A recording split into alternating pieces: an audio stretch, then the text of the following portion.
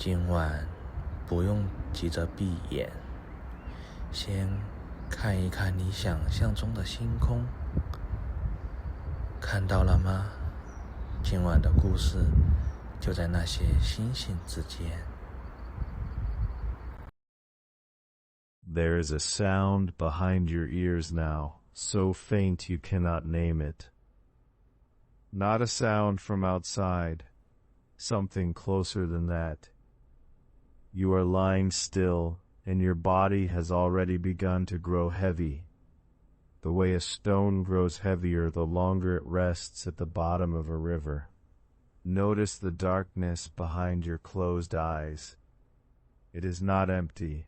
It has a texture, soft and shifting, like silk pulled slowly across the surface of water. Before there is any story tonight, before there are any names, there is only this. The dark you are already resting inside. You can stay here. Nothing is required of you. Somewhere far back, before this darkness had a shape to compare itself to, there was a smell in the air that was not yet air. You can almost catch it, the way you catch the smell of rain before the first drop touches the ground. Cool and mineral and old beyond any counting of years. It is the smell of stone that has not yet become stone, of water that has not yet decided to be water, a smell with no direction to travel from, because direction had not yet been invented. Let your shoulders sink a little further into whatever is holding you now, the mattress, the cushion, the folded blanket beneath your head. Feel the weight of your own arms, resting where they have been placed, asking nothing of you. This is the same stillness that existed before heaven and earth were pulled apart from each other, before there was an above and a below to separate. Only this hush, only this settling. There was no door then. You can let that thought move through you slowly, without needing to understand it. There was no door, because there was nothing yet to walk through, and nothing yet to walk toward. No hinge, no frame, no threshold worn smooth by footsteps. Only the suggestion of something the way a dream leaves a trace on the edge of waking, too soft to hold, too real to dismiss entirely. Feel your own breath moving in and out, slow and unhurried, needing no instruction. That is close to it, a rhythm without a room to happen in, a softness with no walls around it yet. The old thinkers who first tried to speak of this time reached for very few tools. They did not have edges to draw with, because edges had not yet been born, so they reached instead for a strange, gentle phrase, image without form. Let it rest in your mind, the way a single candle rests in a dark room, small and warm and enough. Image without form. Something was there, but it wore no shape you could walk around, no surface you could rest your hand against. It was not nothing. It was something that had not yet decided how to appear. You have felt something like this yourself, in the last moments before sleep, when a thought arrives that is almost a picture, almost a memory, but dissolves before it becomes either one. That soft, unformed presence, warm, wordless, drifting at the edge of your attention, is the closest thing your body already knows to what came before heaven and earth. You do not need to chase it. You only need to let it be there, the way you let your own breath be there, without watching it too closely. Sense the weight of your eyelids now, heavier than they were a few minutes ago. That heaviness is not resistance. It is the same settling that happened before the world had layers, before up and down, before near and far, before light had anything to be different from. You are simply settling toward a place your body has always known how to find. There was no direction yet, in that old, old hush. No north to walk toward, no south to leave behind, no far shore and no near one. Let your own sense of direction loosen for a moment. The edges of the room around you, the walls you know are there but cannot quite place, the ceiling somewhere above eyes that are already closed. None of it needs locating right now. You can let it all soften into the same formless hush that held everything once, before the first line was drawn between one thing and another. This is not frightening. It never needed to be. The old records that speak of this time do not describe it with alarm. They describe it gently, almost tenderly, reaching for word after soft word to hold something that had no hard edge to hold on to. Dim, dark, vast, vague, each word arriving like a hand laid softly over the last, none of them urgent, none of them sharp. You will hear these words again later, drifting back like slow water finding the same low ground. For now, only notice how your own body has already begun to answer them. The dimming behind your eyes, the darkening of the room even if some light remains, the vastness of simply not needing to think of anything in particular. There is a mountain somewhere in this old darkness, though it has not yet been given a shape. There is a river somewhere in it too, though it has not yet decided which way to flow. You do not need to see either one clearly. It is enough to sense that they are there, folded into the same unformed hush, waiting the way a seed waits, without hurry, without effort, simply resting inside the shape of not yet. Feel the place where your body meets whatever is beneath it, the soft give of the mattress, the gentle press of gravity holding you steady.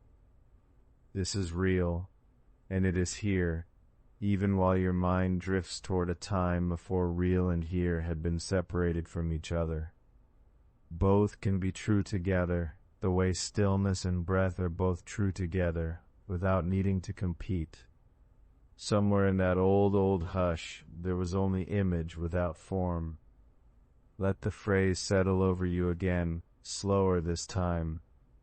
Image without form. Not a picture you could hold, not an outline you could trace with a finger. Only a presence soft at the edges, wordless, patient. You may already feel your thoughts loosening in the same way, an idea arriving, and instead of chasing it to some sharp conclusion, simply letting it dissolve, the way mist dissolves against warm skin. There is no failure in that. There is no task half finished. There was no door back then. There is no door required now. You are only resting in the suggestion of something, the way the whole world once rested, long before it had a name, or a shape, or a direction to face. The dark behind your eyes continues, patient and unhurried. It does not need you to understand it. It only asks that you stay near it a little longer, breathing slowly, sinking further, drifting toward the same soft hush that held everything before the sky and the ground had learned to stand apart.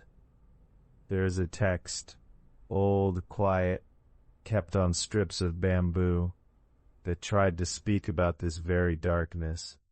Scholars call the chapter Chu Zhenxun, a title that means something like tracing things back to their beginning, back to what was true before anything else was true. It sits among a larger collection of writings, gathered long ago by scholars who wondered about the sky, about the seasons, about the strange fact that anything exists at all rather than nothing. You do not need to hold the name in your mind. You can let it settle instead the way a stone settles at the bottom of still water. unseen but present, doing its quiet work beneath the surface, right where you are lying.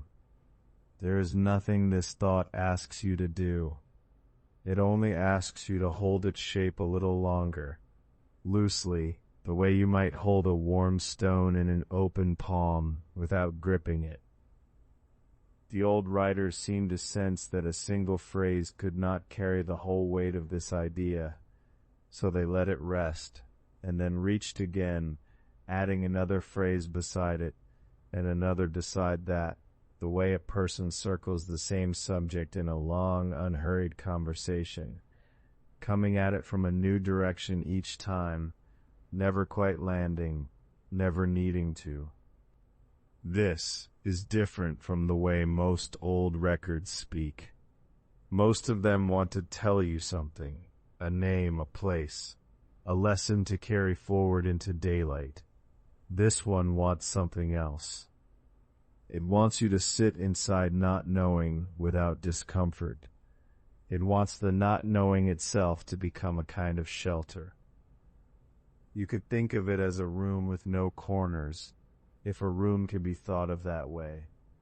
Nothing sharp to bump against in the dark, nothing to trip you, nothing demanding your attention, only softness in every direction, and the sense that softness continues on, further than you can follow. This is the ground the whole passage is built on. Everything that follows, the dim, the dark, the vast, the vague, all the layered words still waiting ahead, grows out of this single seed image without form. Everything else is only another way of turning that same seed slowly in the hand, looking at it from a slightly different angle, never opening it, never needing to. You might notice that your own breathing has already begun to match this rhythm, a soft in, a soft out, no sharp edges anywhere in the motion. That is not a coincidence you need to think about. It is simply the body finding, on its own, the same shape the old words are describing. Formless, unhurried, held. There is a kind of rest in accepting that some things were never meant to be pinned down. The old writers, reaching for language to describe a time before language existed at all, seemed to know this well. They did not force the darkness into a single word and call the matter finished. They let the darkness keep more than one name, because one name was never going to be enough. You can let sleep be like that too, if it helps. Not a single door you walk through, but a gathering of soft states, arriving one after another, each one a slightly different word for the same deepening quiet. Drowsy is one such word, heavy is another, distant, softening, sinking, each one only a shade of the one before it. None of them needs to be correct. None of them is trying to be the last word on the matter. They are simply gathering, the way clouds gather before rain, without any one cloud claiming responsibility for the whole sky. Image without form. The phrase can sit with you as long as it needs to. There is no test at the end of it. There is no meaning you are required to extract before you are allowed to rest. You may notice how the sound of the words themselves, even said in English, even without their older shape, carries something soft in it. Image, without, form, 3 quiet syllables, none of them sharp, none of them demanding to be remembered by force. Let them settle the way dust settles on a stone floor, left undisturbed for a long while, not vanishing, only quietly gathering, layer over layer, until the floor and the dust are no longer easily told apart, is closer to what the old writers meant. Not that nothing existed, only that nothing yet needed a name, an outline, a place to stand.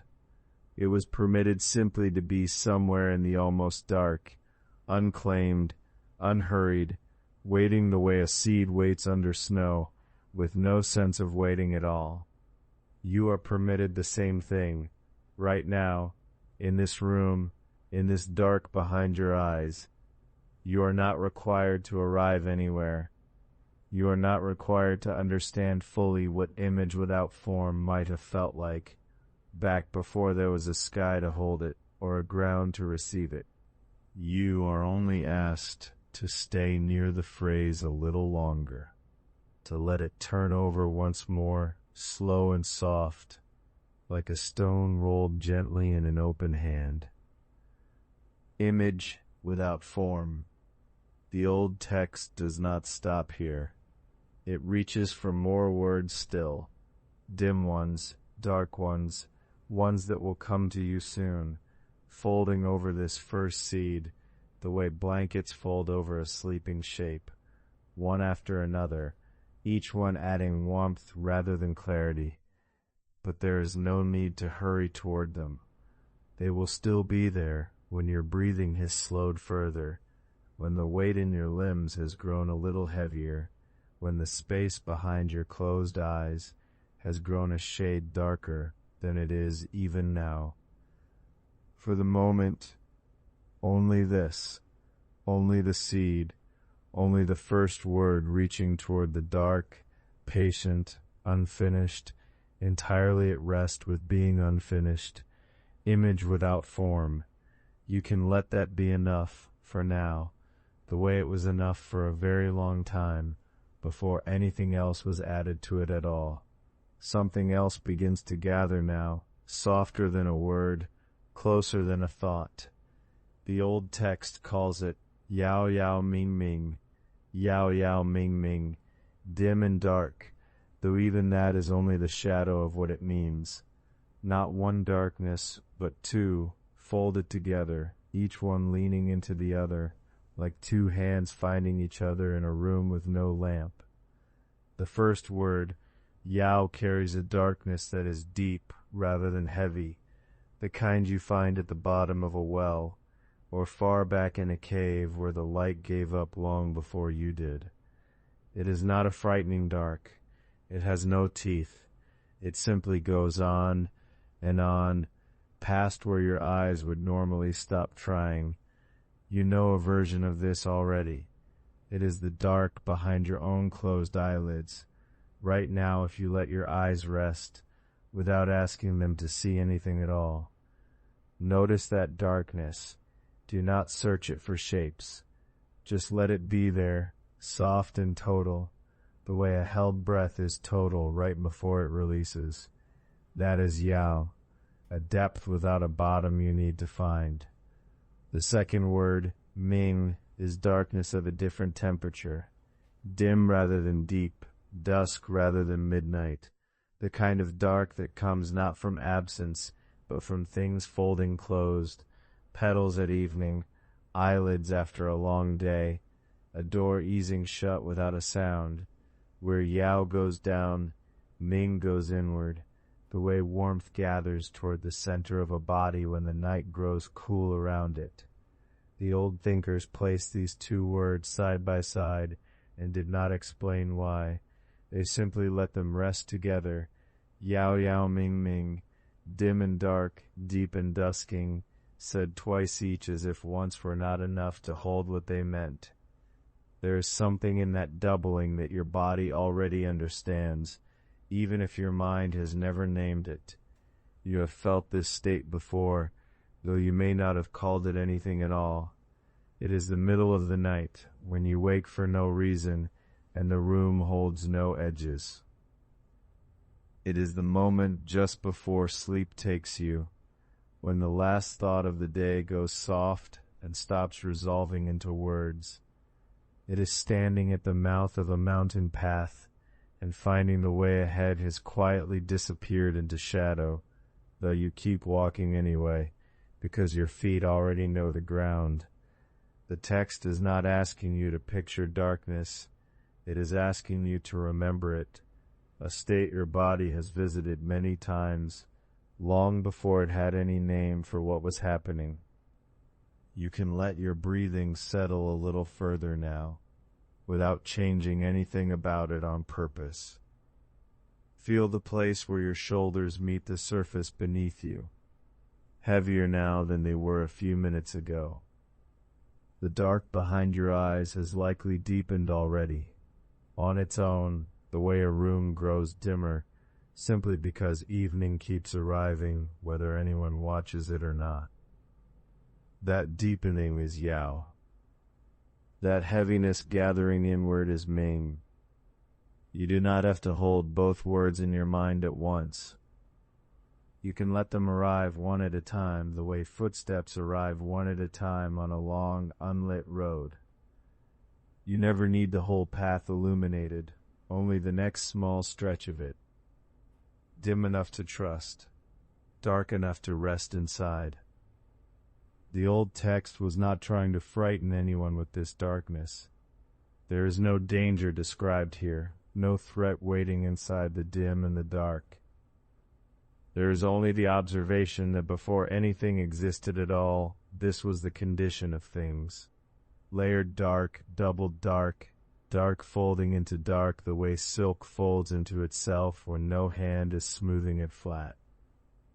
Some old commentators have suggested that Yao Yao Ming Ming was less a description of an outer world and more an attempt to describe an inner one, the felt quality of a mind before thought divides it into subjects and objects, before the eye learns to separate one shape from another, a state prior to distinction, not empty exactly, simply undivided.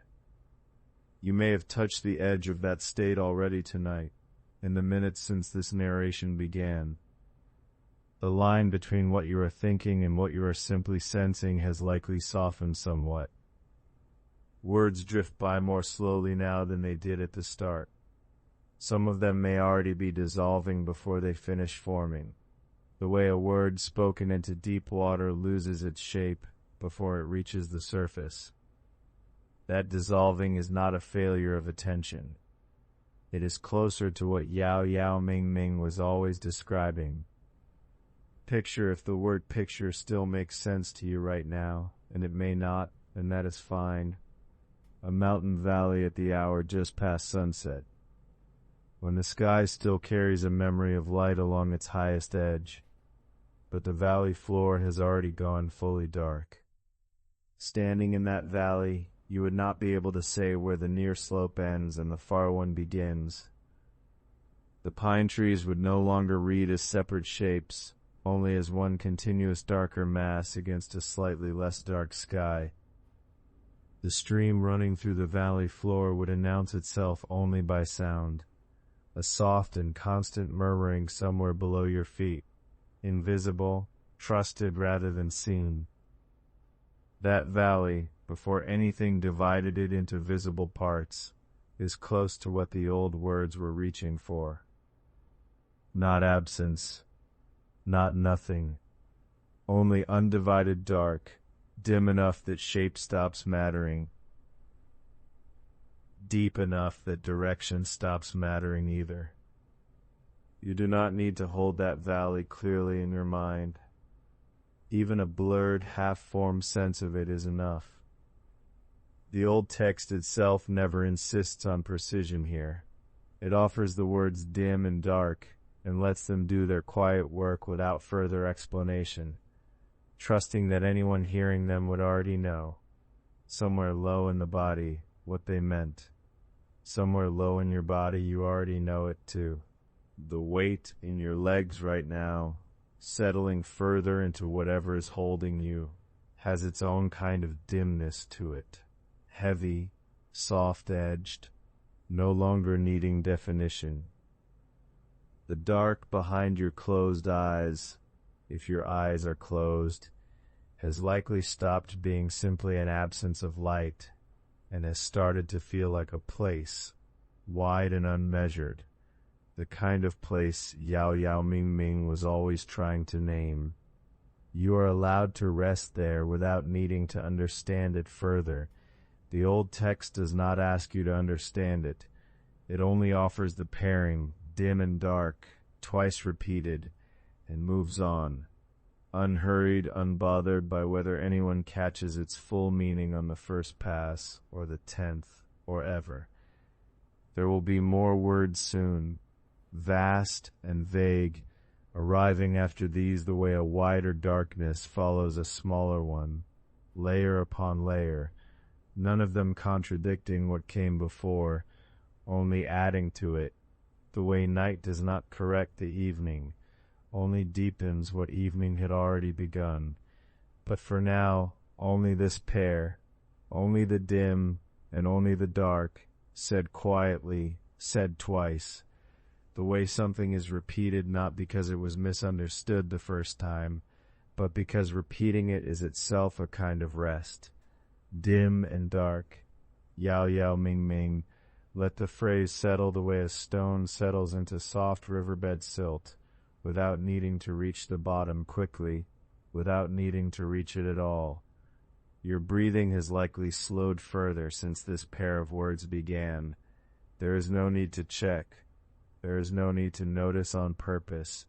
The slowing happens on its own, the way darkness gathers in a valley on its own, the way an old phrase settles into a listening mind on its own, without force, without direction, without any gate it needs to pass through to arrive.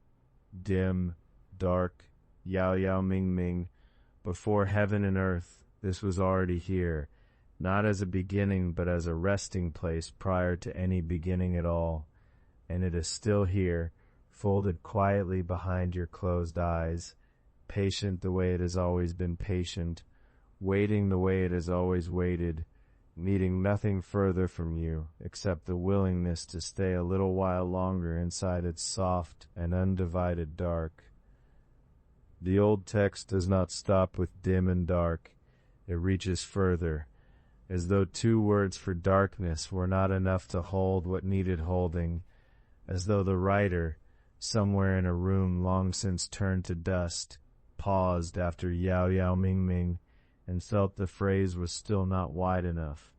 So another pair was chosen, Mong Wen Ma Min, vast and vague, not vast the way a mountain range is vast, stretching in a line you could walk if you had enough days, not vague the way a rumor is vague, waiting to be corrected by someone who knows better. This vastness has no far side to arrive at. This vagueness has no shape underneath it waiting to be discovered. They are not descriptions of something large and something unclear. They are the last 2 brushstrokes a mind can make before it must simply stop reaching and rest. You can let your own reaching stop now too. There is nothing here that needs to be understood in order to be felt. The vastness in these words is not a fact to grasp. It is closer to a temperature, something you notice on the skin of your attention, without needing to translate it into anything sharper than a soft, wide feeling of no edges anywhere. Notice the weight of your own body where it rests. There is likely a place, a shoulder, a hip, the back of a hand, pressing gently into whatever holds you. That pressure is real and small and near. And around that one small point of nearness, the room extends outward into a kind of vastness of its own, dim, unlit, without a border you could point to in the dark. This is not so different from what the old phrase is reaching for. Mang, vast. The word carries no walls in it. If heaven and earth had not yet divided, then there was no ceiling above and no floor below, no far mountain to mark an edge, no horizon line where one thing became another. Vastness before there were things enough to be vast among. A largeness with nothing yet inside it to be large in comparison to. When, vague, indistinct, without shape a hand could follow. Not vague like fog that will burn off by noon. Vague as a permanent condition, not a temporary weather. If image without form was the first brushstroke, When is the second stroke laid beside it, saying, and there was no outline either, no edge to trace with a finger, even if a finger had existed to do the tracing. The two together, Mang Wen, become something larger than either word alone. A vastness without edges, joined to a vagueness without shape. Two kinds of nothing, painted side by side, the way an old scroll might layer wash over wash of gray ink, each layer changing nothing about what is shown, and yet somehow deepening it. You do not need to hold these words apart from each other in your mind. They were never meant to be examined one at a time under bright light. They were meant to be received together, the way mist is received, not studied droplet by droplet, but felt all at once, settling slowly over a low field at evening. There is a second pair riding just beneath the first. Mal Min, different characters, a closely related shade of the same nothing. Mo, desolate, empty, without stir. Min, dim, dulled, without distinction. Some old commentators read them almost as echoes of Mang Wen, restating vastness and vagueness once more, in a slightly lower key. The way a bell struck softly a second time does not announce something new, only lets the first ring settle more completely into the walls around it. This is worth resting on for a moment. The old writers did not seem satisfied with saying nothing only once. They said it, and then they said it again in different words, as though one accounting could never be enough, as though true formlessness required several attempts, several angles, several soft approaches, before the mind could feel it had really touched something, even though what it touched was the absence of anything to touch. There is a kind of permission in that. You do not have to arrive at stillness in a single motion either. You do not have to fall asleep in one clean, sudden drop. As if crossing a threshold with a single decisive step. It can happen the way this sentence happens, the way this whole chapter happens, in layers, each one slightly softer than the one before, none of them urgent, none of them final on their own, all of them simply adding one more soft gray wash to a picture that was already dim to begin with. Feel the outline of your own body loosening at its edges, the way the word Mang loosens the edges of the world it describes. Your hands may no longer feel entirely like hands, more like warmth gathered in a shape, unclear where the shape exactly ends. Your legs may feel less like legs and more like a long, low weight, resting the way land rests under evening fog, present, but no longer sharply defined against everything around it. This is what vagueness without shape can feel like, from the inside. Not frightening, not a loss, only a softening of the borders that daylight usually insists on. The border between hand and air, between body and bed, between the thought you are having and the stillness that thought is slowly dissolving into. The old cosmology was not trying to frighten anyone with these words either. There is no danger in Mang Wen Ma Min, no monster waiting inside the vastness, no trap hidden in the vagueness. It is simply the honest shape, or rather, the honest shapelessness, of a time before shapes existed to be honest about. A documentary fact, offered plainly, this is what was here, before anything else was here to notice it. And it is worth noticing, gently, that these are still only words for something that words were never fully built to hold. Mang Wen Ma Min is not the thing itself. It is a gesture toward the thing, 4 brushstrokes pointing at a canvas that has, in truth, no picture on it at all. The old writers knew this, most likely. They kept adding words not because one more synonym would finally succeed where the others had failed, but because the act of reaching, again and again, softly, was itself a way of honoring how far beyond language this particular nothing extended. You are allowed to stop reaching too.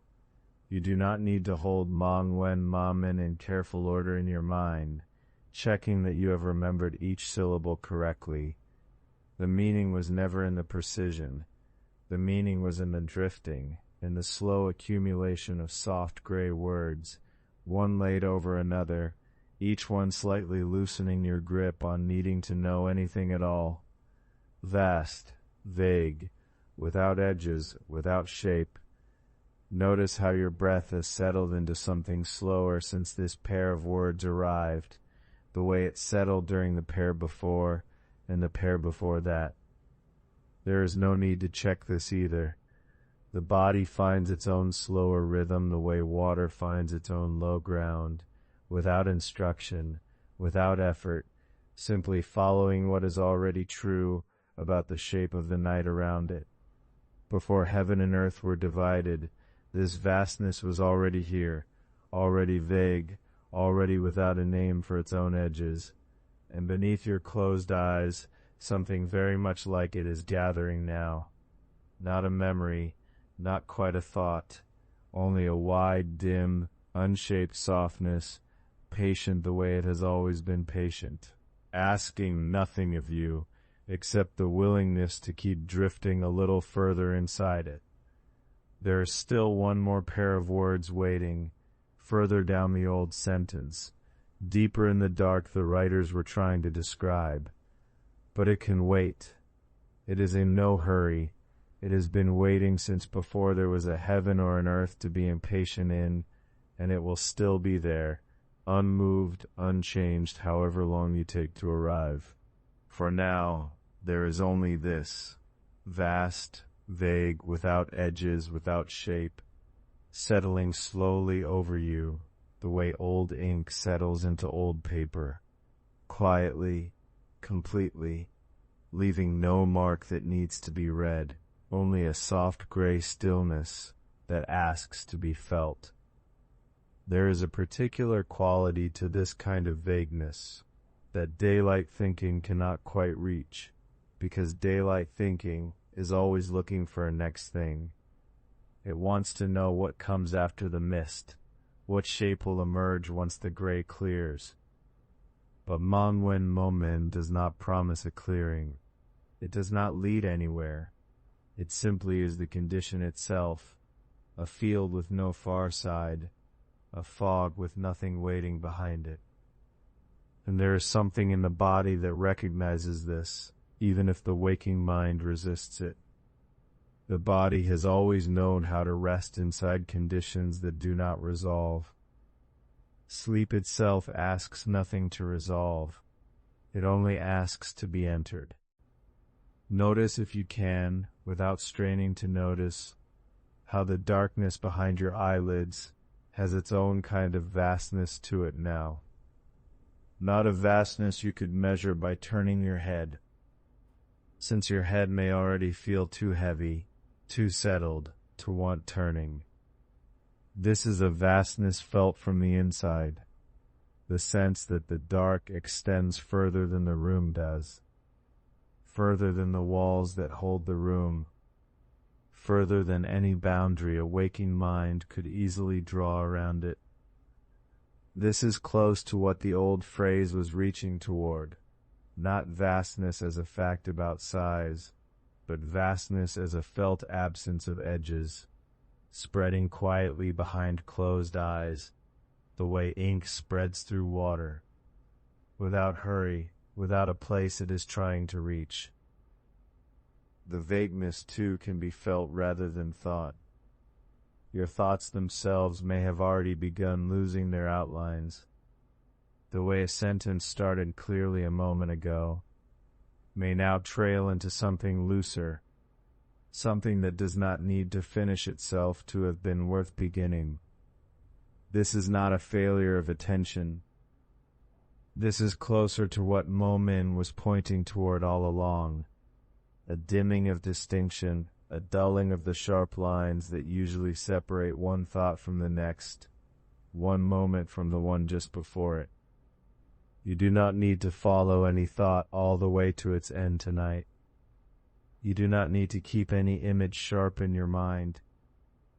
You can let Mongwen Momin do what it has always done, quietly, underneath the noise of ordinary days. Loosen the grip that clarity usually holds, and let something wider take its place. A wideness without walls, a dimness without distinction, not empty in the way a room is empty when something has been taken out of it, but empty in the way the sky is empty before the first star appears, full of room, full of soft potential, asking nothing of anyone, waiting the way it has always waited. Feel your own weight again, gently, the way you might return your attention to a familiar object left on a table in the dark. Your shoulders resting, your breath slower now than it was even a few sentences ago. Your hands no longer needing to hold anything, no longer needing to be certain of their own shape. This is what vagueness without shape allows, a permission to stop insisting on your own edges for a while, to let the body blur softly into the bed the way the old darkness blurred softly into itself. Before there was a heaven or an earth to separate one thing from another. Vast, vague, without edges, without shape, without a border anywhere that needs defending tonight. The old writers reached for these words because plain darkness was not wide enough to hold what they were trying to describe. And perhaps right now, plain stillness is not quite wide enough either. Perhaps what is gathering behind your eyes needs these older, wider words to hold it properly. Vast, vague, dim, without distinction, spreading now the way old ink spreads through old paper, quietly, completely, asking only that you remain a little longer inside its soft and formless gray. After vast and vague comes another word, and this one is heavier. It sinks instead of spreading. The old text calls it Hongmeng, turbid, and beside it Hongdong, boundless. Turbid and boundless, held together in one breath, one long unbroken phrase. You can let your own breath follow it now, if it wants to. In slower, out longer. Turbidity is not darkness exactly. It is thickness, a cloudiness where nothing has settled yet, where the light and the heavy have not decided which of them will rise and which will fall. Think of water that has not been still long enough to clear, though there was no water then, not really, only something water would later resemble. The old thinkers were pointing at a thickness that had no ingredients yet, nothing to be thick with, only the quality of thickness itself, floating free of anything to thicken. Your own body can hold this quality without needing to understand it. There is a heaviness gathering in your limbs right now that does not require an explanation. It is simply thickness, settling. The blanket is heavier than it was an hour ago, or perhaps it only feels that way because the body has stopped negotiating with gravity and has decided, quietly, to lose. That losing is not failure. That losing is exactly what the old turbid dark was doing before there was any tally kept of winning or losing at all. And boundless, Hongdong, arrives beside it not as an opposite, but as a companion. Where turbid is thick, boundless is wide. Where turbid gathers inward, boundless has nowhere to gather toward, because there is no toward. No direction has been invented yet. No dimension has agreed to hold still long enough to be measured. The old phrase places these two words side by side, thick and endless, dense and unbounded, and asks the listener, if there is one, if there ever was one, to hold both at once without contradiction. You are being asked the same thing tonight, though there is nothing urgent in the asking. Turbid and boundless are not fighting each other in that old sentence. They are simply two shades of the same undifferentiated field, the way a single fog can feel both close against your face and endless across the valley at the very same moment. Both true, neither canceling the other. This is what a fully formless world permits. Contradictions that never had to resolve, because resolution requires edges. And edges had not yet been invented. Let your breathing be thick and slow, the way the old turbid dark was thick and slow. Let your body feel boundless too, spreading past the edges of the mattress in your mind, past the edges of the room, past whatever wall or window sits beyond your closed eyelids, not because you are going anywhere, but because there is nowhere in particular you are being asked to stop. There is another entry in the old record that reaches for this same unmarked hour from a different angle. It is called Taisher Jushur, the time of the great beginning, where this entry piles up its synonyms: dim, dark, vast, vague, turbid, boundless. The other entry steps back and simply names the hour itself, the time of the great beginning. Not a description of texture, but a naming of a moment so early that it comes before even these thick and boundless words could be said to apply cleanly. It is worth resting a moment on why an old thinker, or several old thinkers across the drifting centuries, would need more than one way of pointing at the same unmarked dark. Perhaps because no single word survives contact with something this old. Say dim, and dim wears thin after a moment, the way any single note wears thin if held too long without variation. Say dark, and dark starts to sound almost ordinary, almost like the dark behind ordinary eyelids on an ordinary night, when what is being pointed at here is older than ordinary, older than eyelids, older than nights. So another word is reached for, then another, vast, vague, turbid, boundless, the time of the great beginning, each one arriving not to correct the last, but to stand beside it, the way clouds do not correct each other, but simply gather, one after another, until the whole sky is soft with them, and no single cloud can be picked out as the true shape of the sky. You do not need to hold all these words at once. You do not need to hold any of them very tightly. They are only here to keep the same soft gray place company, to keep it from feeling like a single flat idea, and let it feel instead like the layered, breathing, drifting thing it may have actually been, if being is even the right word for something that came before all the words that would eventually describe it.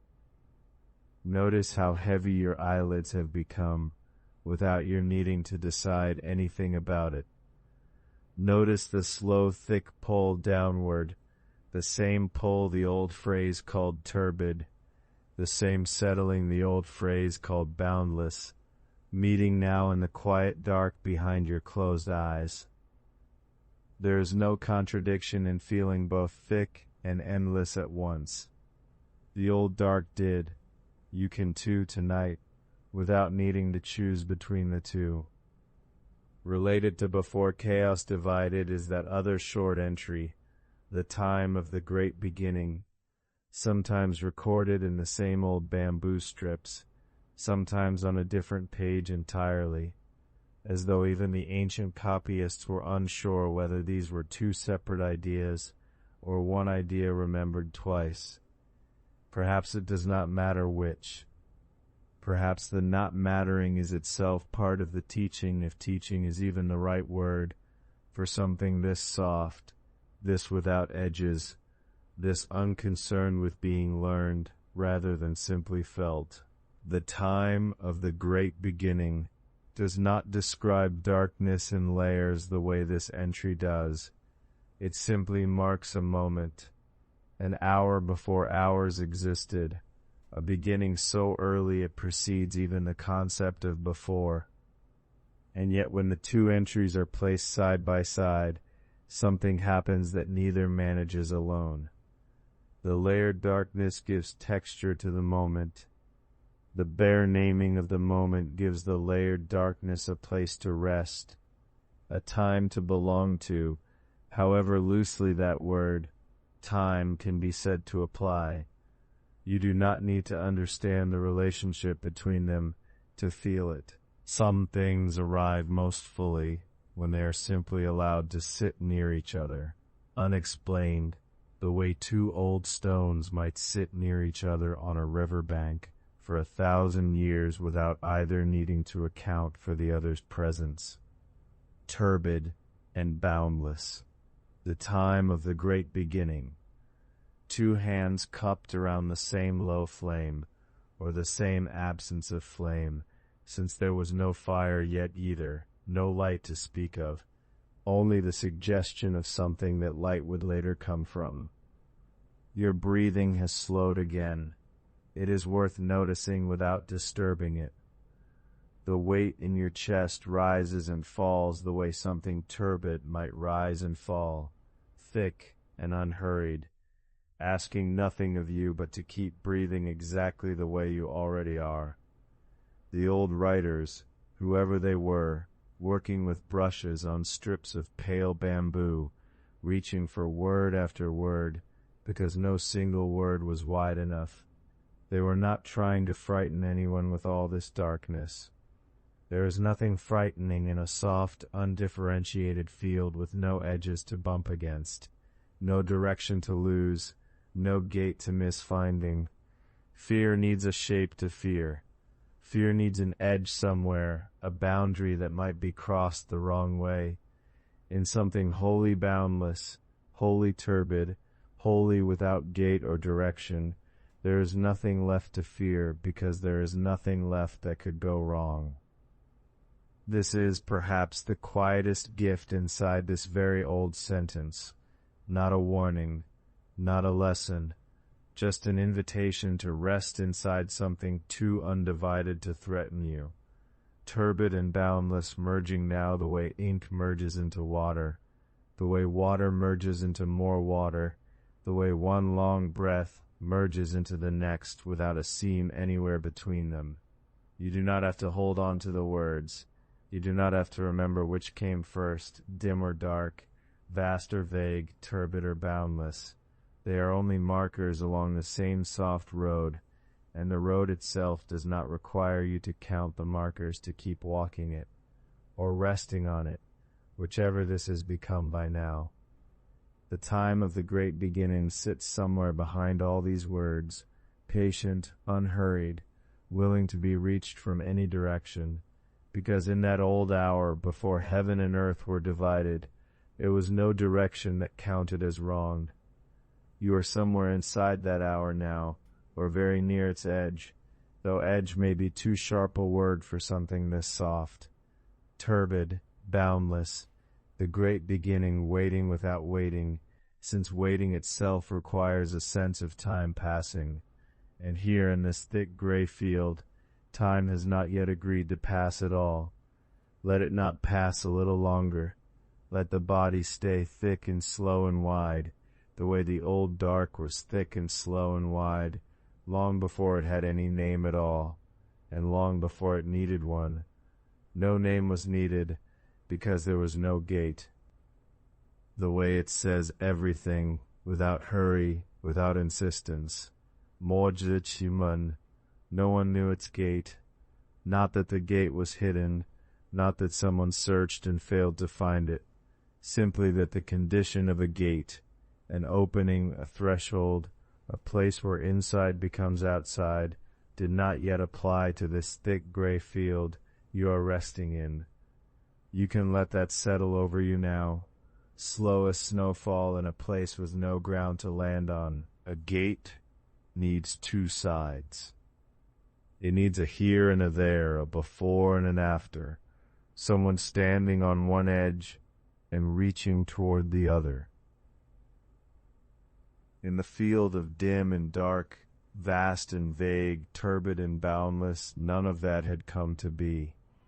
There was no here that was not also there. No inside that had learned yet how to be different from outside. You are lying in the shape of that same absence, not searching, not needing to search. Your breath moves in and moves out, and there is no threshold between the two, no gate the breath must pass through, only one long, slow tide, folding into itself, over and over, the way the old dark folded into itself before it had any doors at all. A moment that had not yet arrived, back when the gate was still unknown. That entry is called Taisher Sheng Shu Kuo. The great beginning gave birth to the empty vastness.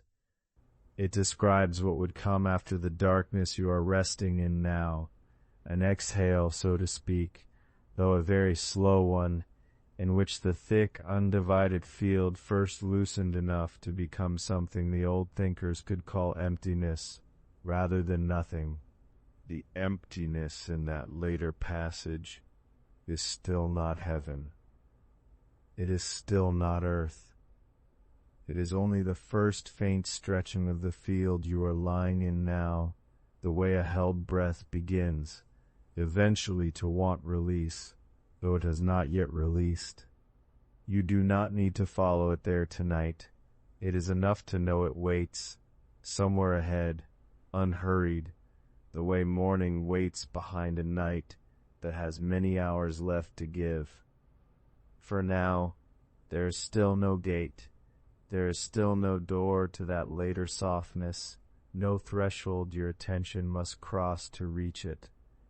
It will come when it comes, the way daylight comes without anyone opening it, sliding under the edge of the dark, the way water slides under a stone, without asking permission, without needing a door. Let your shoulders remember that they do not need a door either. Let them settle a little further into whatever is holding them. There is nowhere they are required to go. There is no exit from this stillness that must be found before rest is allowed to happen. Rest is already happening. It has been happening since you began listening, softly in the dark. The old phrase carries a second quiet meaning if you sit with it slowly enough, though sitting is the wrong word for something this reclined, this unhurried. No one knew its gate can also be read as no one needed to know. The absence of a door was not a problem waiting to be solved.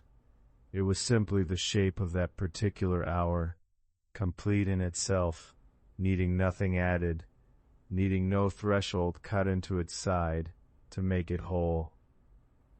You are inside an hour like that right now. It does not require an entrance, because you have not left anything to enter from. It does not require an exit, because there is nowhere else tonight that you are trying to be.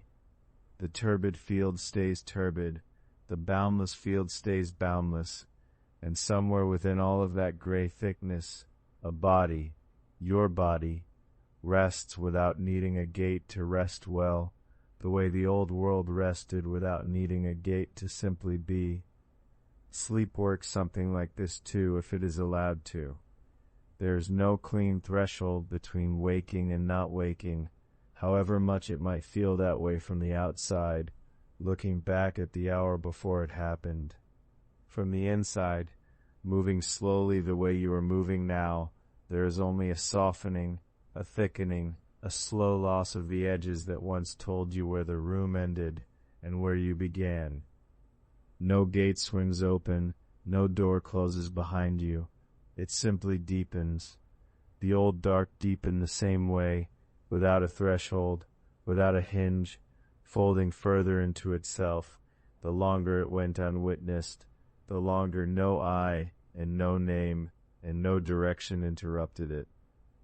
You can let your own field do the same now.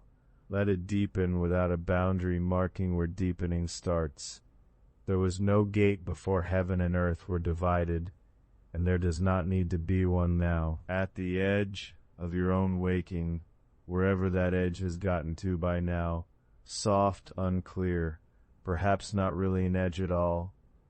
The old thinkers who wrote these lines down, working by lamp or by window light, centuries and centuries ago, must have felt something like this themselves, reaching for the beginning of all things, and finding instead of a door, only more softness, more gray, more shading of one dark word into the next, vast, vague, turbid, boundless, and beneath all of it, holding it together without holding it at all, no gate, nothing to open, nothing needing to be found.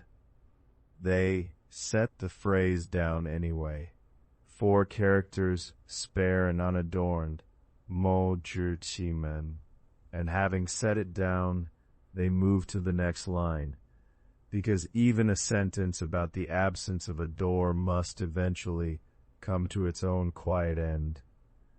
This one is coming to its end too, though gently, the way all of tonight's sentences have been ending, without a hard stop, without a click of a latch, just a slow settling into silence, the kind that does not announce itself as silence until it has already arrived.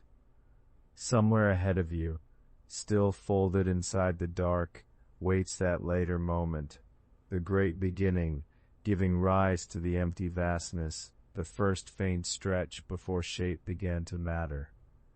You do not need to reach it tonight. You do not need to reach anything tonight. The field around you stays wide. The field around you stays gray.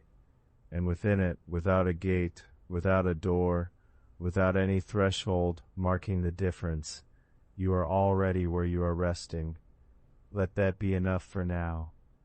Let the breath keep its slow tide, in without a gate, out without an exit, folding the way the old dark folded, before anyone thought to ask where its doorway might be found. There was none. There was only this, thick, soft, undivided, and somewhere far ahead of it, waiting patiently in a stillness of its own, the first quiet stirring that would, eventually, become a world. Not yet, though, not for a long while yet. For now, only the dark, only the wide gray field, holding you the way it has held you since before there was a word for holding, or a name for you, or a gate for either one to pass through.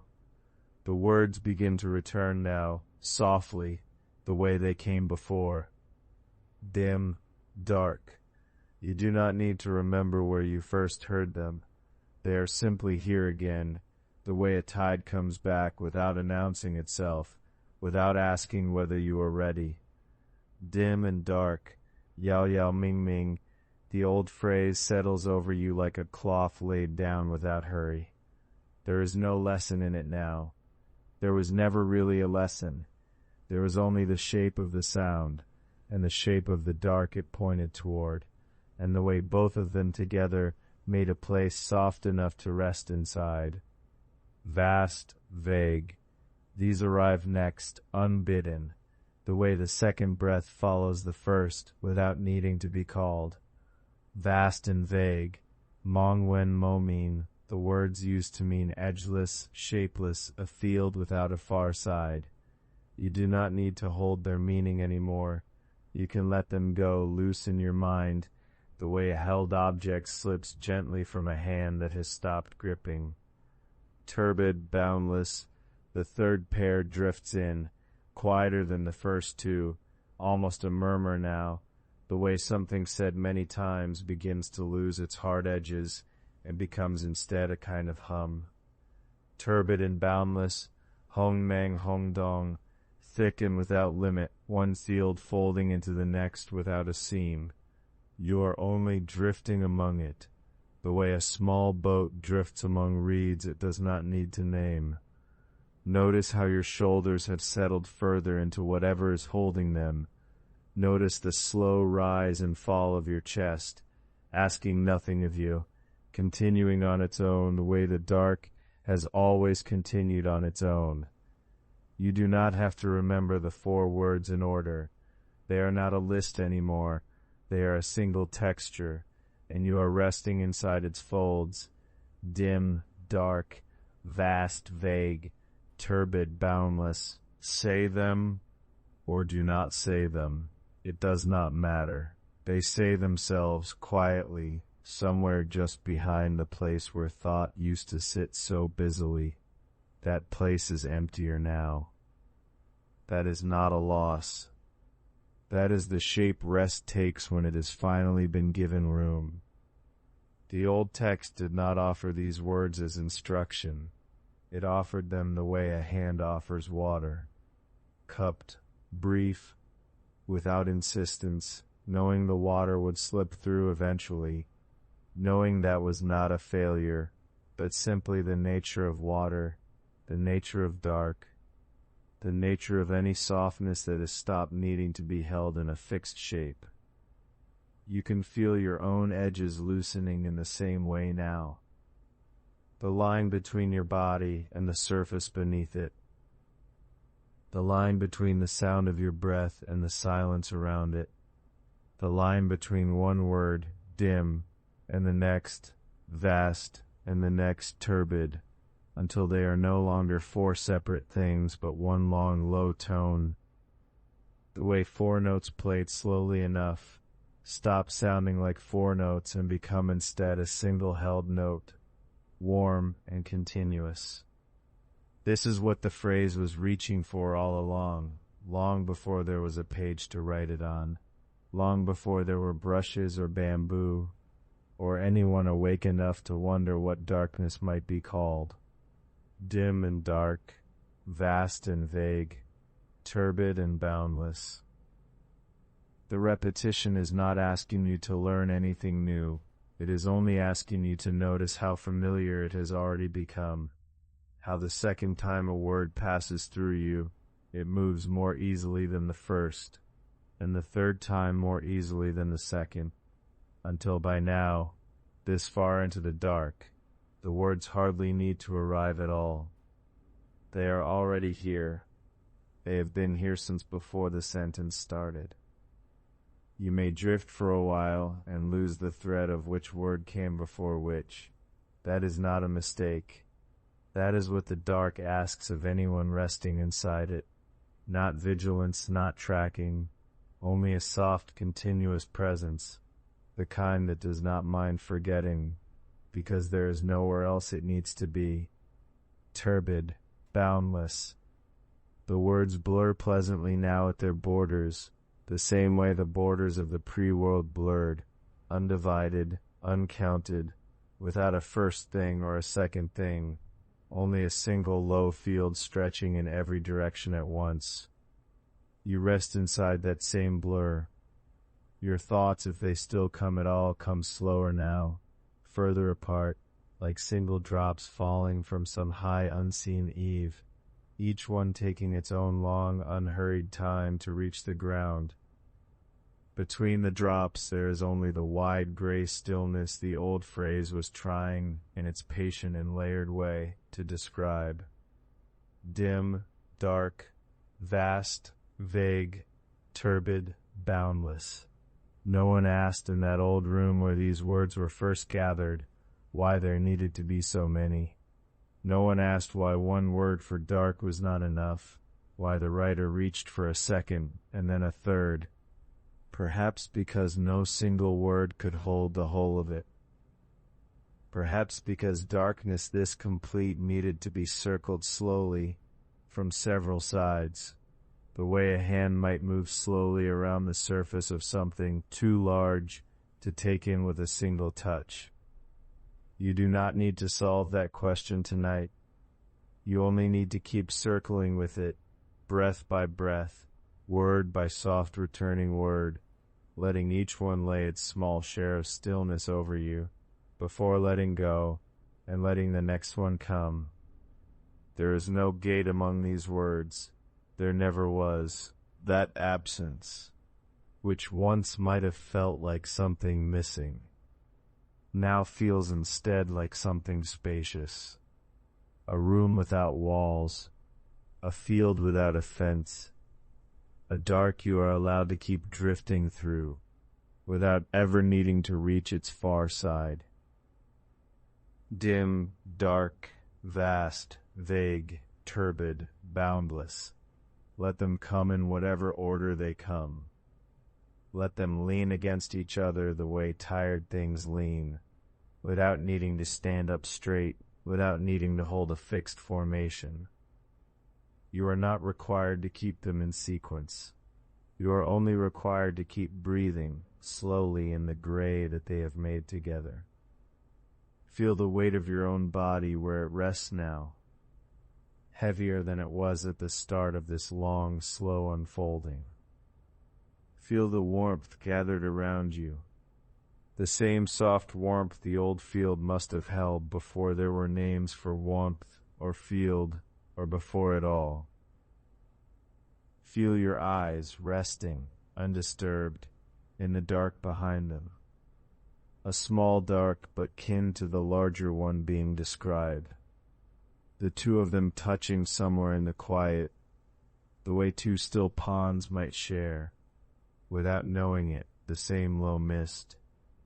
The words will keep coming back, gently a little looser each time, a little further apart.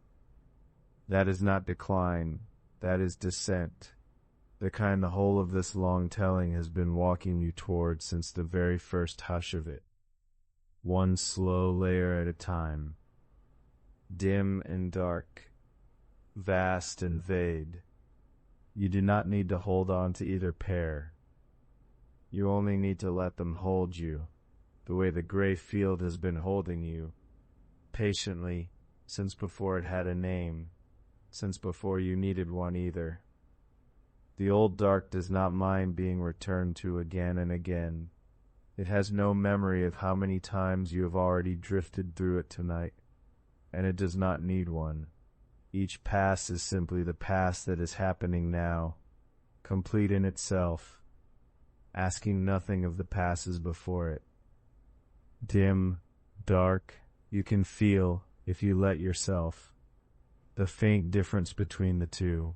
The first a little softer, a little nearer, like the hush just after a candle is turned down. The second a little further, a little heavier, like the hush that settles once the candle has been gone a long while, and the room has forgotten it ever burned. Neither one is sharp. Both are kind. Notice how your hands rest now, loose, unclenched, palms turned slightly upward or downward. It hardly matters which. Notice how your jaw has stopped holding any shape at all, how your breath moves in and out through a body that has quietly agreed to stop bracing against anything. This is the same agreement the old field seems to have made with itself, long before there were bodies to hold or breath to notice. Agreement simply to be, without tension, without the need to resolve into any particular form. Vast, vague. These two settle over the dim and the dark like a second, wider blanket, the kind that does not need to be tucked in at the edges, because there are no edges to tuck. You may feel somewhere far back in your chest, a small easing at the thought of something without edges, nothing to bump against, nothing to be caught on, nothing demanding a boundary be drawn before rest can begin. The mind, when it is tired enough, stops asking where the boundary is. It simply lets the vast be vast and the vague be vague, and settles into the middle of both without needing to measure the distance to either side. Turbid, boundless. The last pair arrives the softest of all now. hardly more than breath shaped faintly into syllables. Turbid, meaning thick, meaning unclear, meaning all things folded so closely together that no single shape can be pulled free of the rest. Boundless, meaning what it has always meant. No far wall, no near wall, only the field continuing in every direction the mind might think to look, and continuing still in the directions it forgets to look, and continuing beyond even that. You are folded into this same thickness now. Your thoughts, such as they are no longer separate threads, but part of the same undivided weave. Thought and breath and warmth and gray, indistinguishable from one another, none of them needing to be picked apart before sleep can be allowed to come. Dim, dark, vast, vague, turbid, boundless. Say them slowly if you like, though they no longer need saying. They have already said themselves over and over, until saying and being have folded into the same soft motion, indistinguishable, the way two slow ripples on a still pond eventually become simply one wider ripple, moving outward together. Your body has grown heavier while all of this repeated. You may not have noticed the exact moment it happened. That is how weight settles when it is welcomed rather than resisted, quietly, without announcement, the way the whole of this old darkness settled long before anyone was awake enough to name the settling. Rest here, among the 6 words or among none of them. The field does not keep count. It only continues, wide and soft and without a gate. The same field it has always been, the same field you are, for now simply a part of. There is a phrase that comes before the 6 words and beneath them, and under all of it, the way a single dark note can hold a whole chord without needing to be played louder than the rest. Image without form. That is all it says. That is all it has ever needed to say. The old text calls it image without form, Wei Shang Wu Xing, and offers no further explanation, as though explanation would only add weight where weight is not wanted. You do not need the explanation either. You already know what it feels like to hold the shape of something without holding its edges. A face remembered but not seen. A room recalled in darkness, its walls felt rather than measured. A voice from years ago, its words gone, its warmth still here.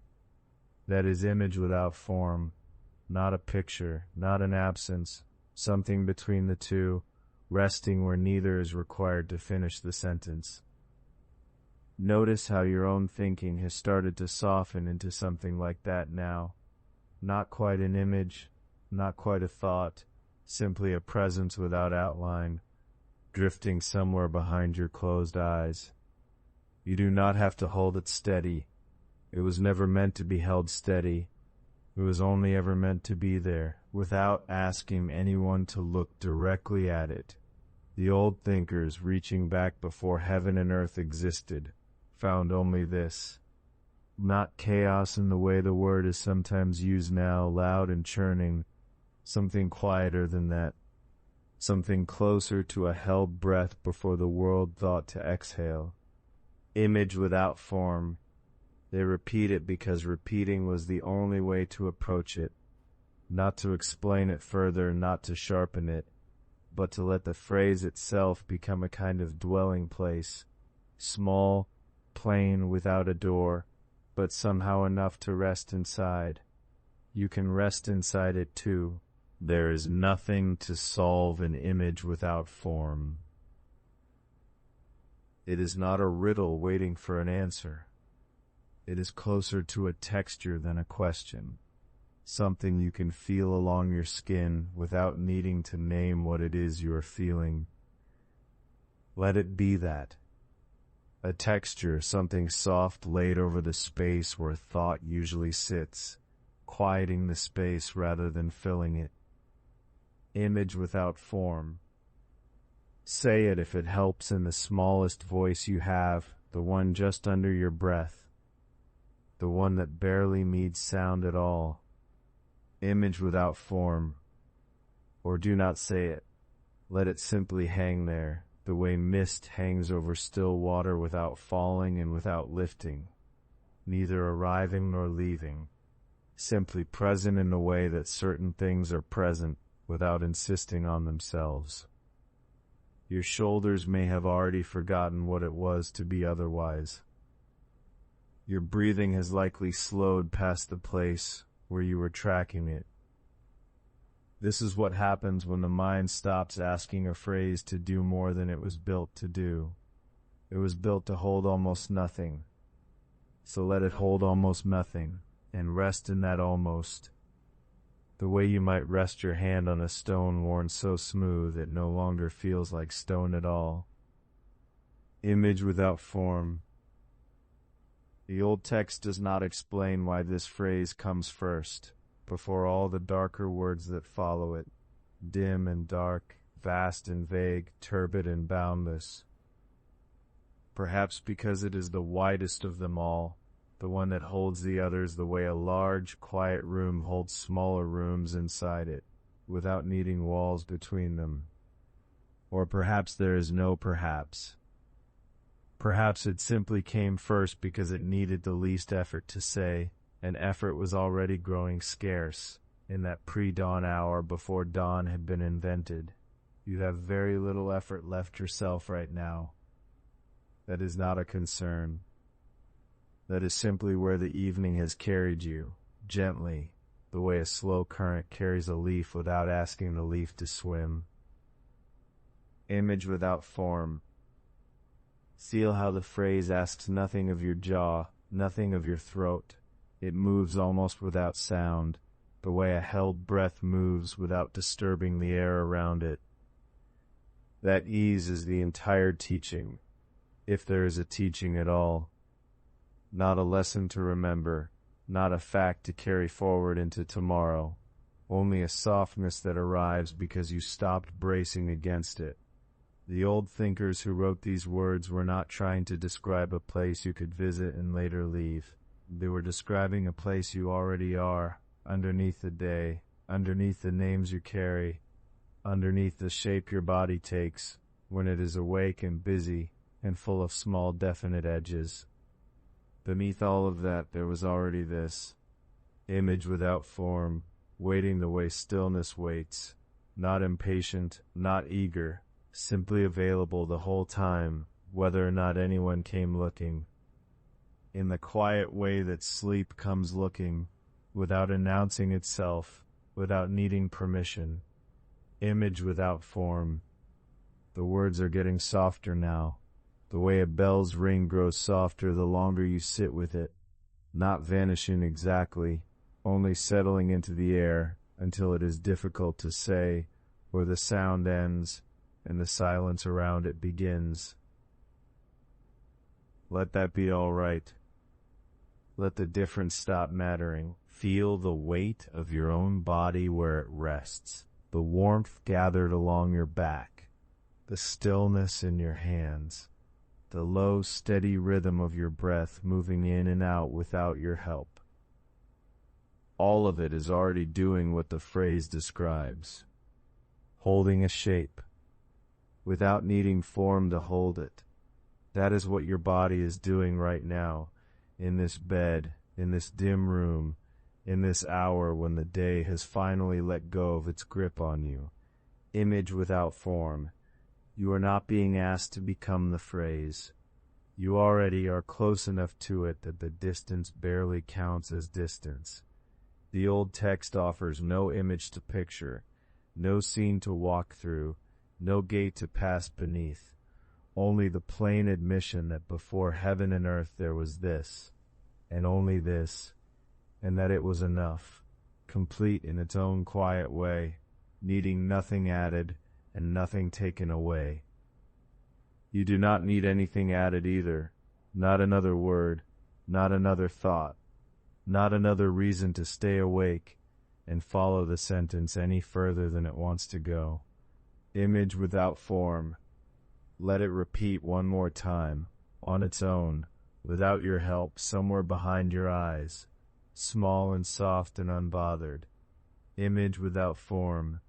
There, it has said itself again. You did not need to carry it that time.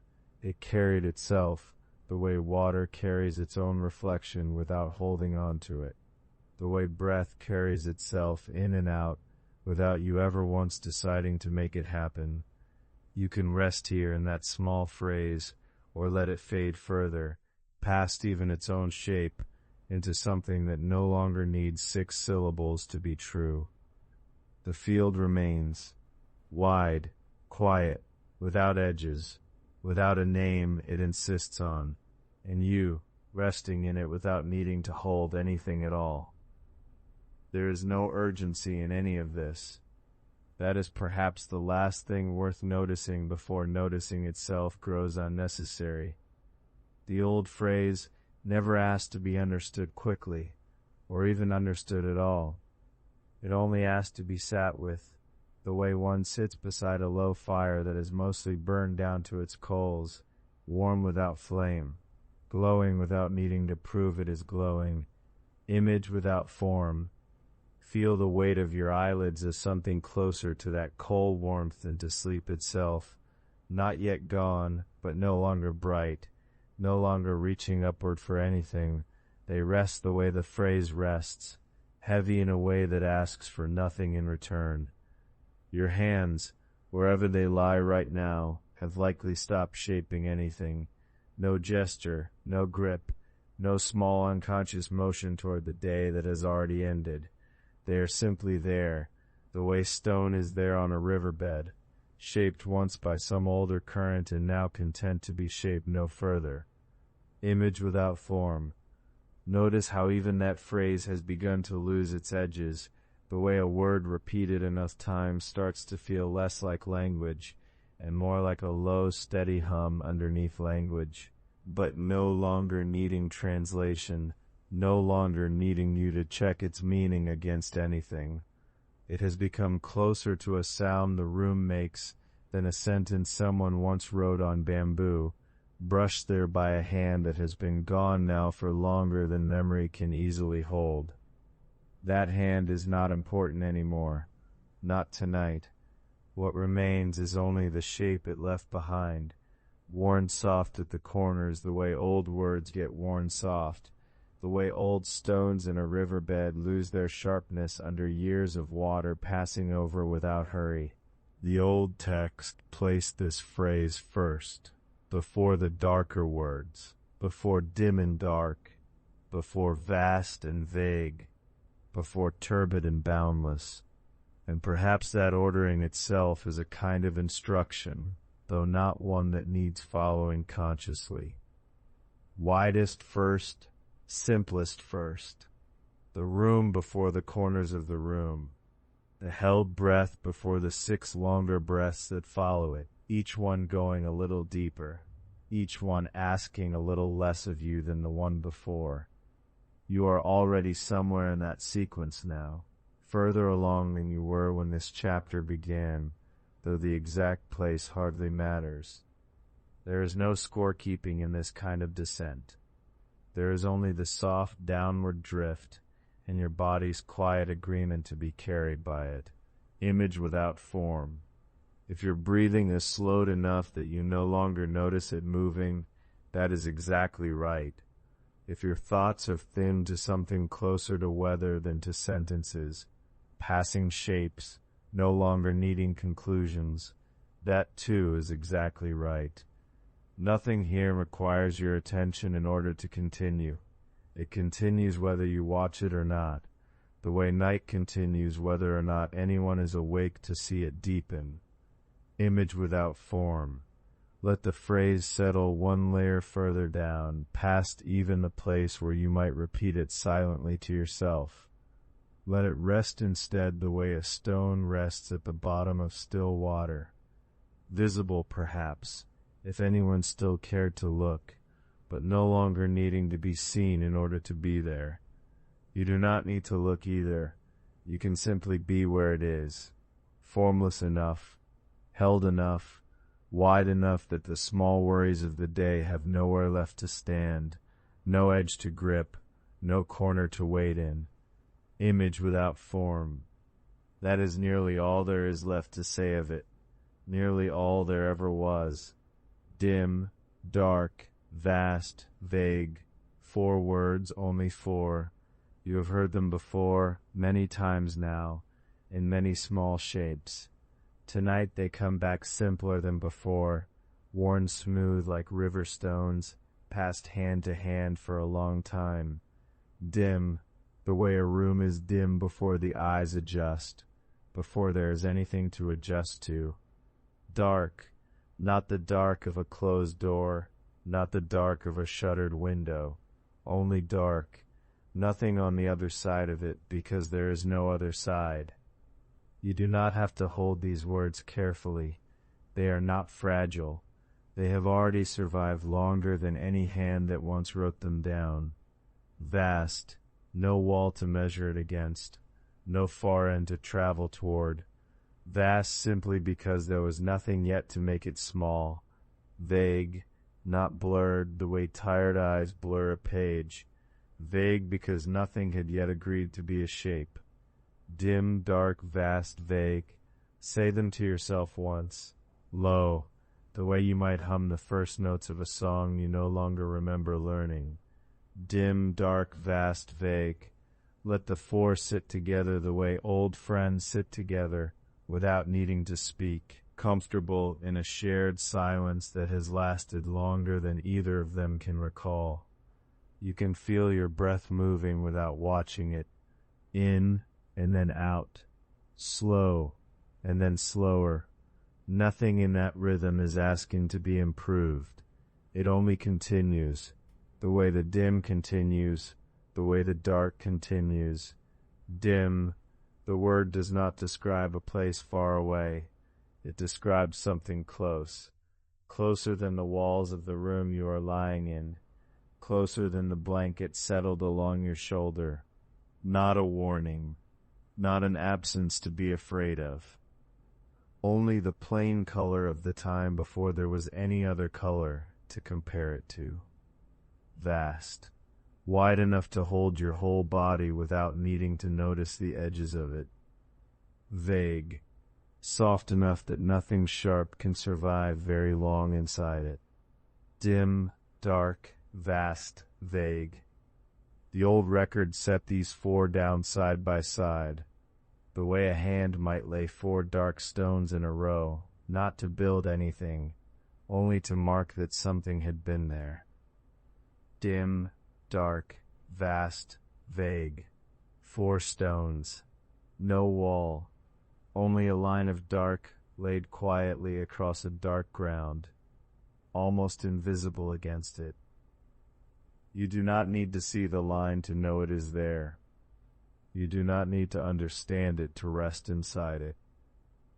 Notice the weight of your own body now, low and even against whatever is holding it. The mattress, the mat, the folded blanket beneath you. That weight is not going anywhere. It has already arrived. You can let it stay arrived without checking on it again. Dim, dark. The 2 used to sit close together, almost touching, 2 shades of the same absence. They sit close together now too. Nothing has separated them. Nothing needs to. Vast, vague, these 2 as well, still leaning toward each other the way they always have. Still without edges. Still without complaint. Say the 4 again, if it is easy. Do not say them if it is not. Dim, dark, vast, vague. There is no order that must be followed strictly. The dark does not mind if vague comes first tonight, or vast, or dim. It was never a sequence to master. It was only ever a handful of ways to gesture toward one thing that had no other name. You can feel your eyelids, heavy now, resting the way a lid rests over a jar that no longer needs to be opened. Nothing inside asking to be checked. Nothing inside asking to be named again tonight. Dim, The dimness now is not outside you. It is folded in, the way evening folds into a room without anyone lighting a lamp against it. Dark. The darkness is not something you are facing. It is something you are inside of. The way a fish is inside water, without needing to notice the water at all. Vast. There is no longer a boundary between the vastness described and the vastness you are resting in. They were always the same vastness. The old brushwork only pointed toward it. You are the one lying inside it now. Vague. Whatever shape you had carried through the day, the shape of tasks, of names, of small decisions, that shape has gone soft at its corners. It does not need to hold itself upright any longer tonight. Dim, dark, vast, vague. Dim, dark, vast, vague. Let the four words blur into each other now, the way distant hills blur into fog until there is no longer a first hill or a last one, only hill-colored mist, going on and on. You do not have to keep count of how many times the words have circled back. They are allowed to circle without being counted. Not a line moving forward, but a slow turning, the way water turns quietly at the bottom of a well, never needing to arrive anywhere new.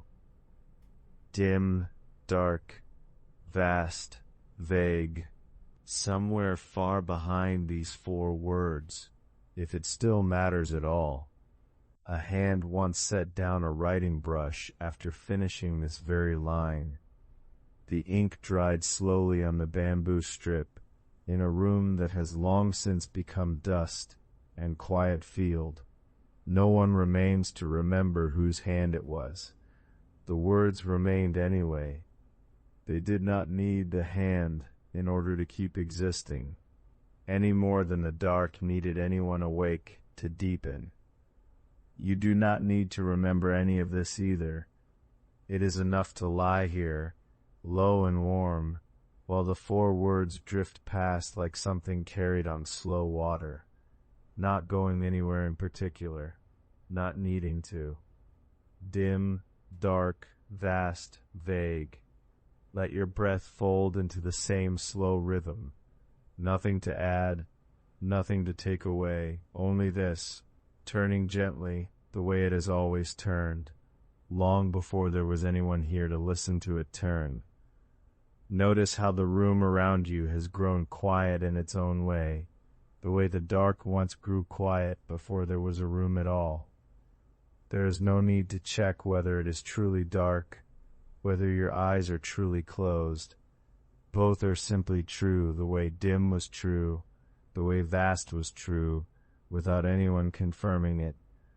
Dim, feel how the word sits low in the chest when spoken slowly, almost too soft to be a word at all. Dark, feel it settle lower still, past the chest, into the place where the body rests heaviest against the bed. Vast, like the word spread outward from that low place, not quickly, only the way warmth spreads through a blanket after the body has been still inside it for a while.